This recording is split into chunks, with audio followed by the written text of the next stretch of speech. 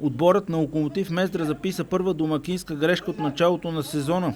Железничарите стигнаха само до равенство 1-1 срещу гостуващия Видимир Раковски. Двубоят на стадиона в Мездра започна двуостро. Още в четвърта минута Краси Георгиев изведе Редовски на стрелкова позиция, но нападателят би в тялото на вратаря.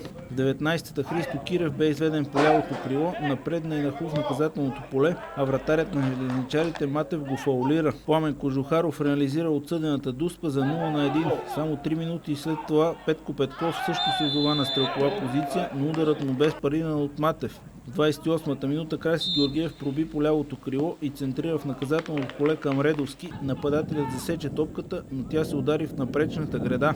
Само 4 минути по-късно дойде и най-спорната ситуация. След центриране в полето на Видима, вратарят Григоров пресрещна Редовски и го събори. Съдията Георги Давидов обаче остана безмълвен и даде знак играта да продължи.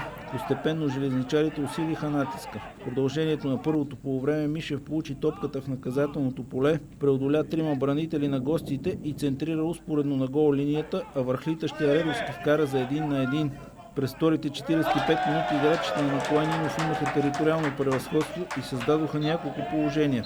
60-та минута след центриране отляво на Мишев, Редовски с глава оцели страничната греда.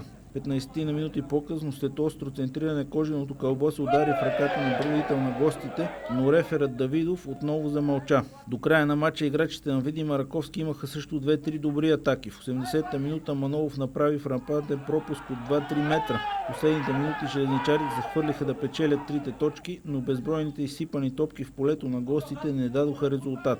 След първото си домакинско реми, Локомотив Мездра отново е начало в класирането с 29 точки, пред Ботев Луковец с 28 и Локомотив Горна Оряховица с 27.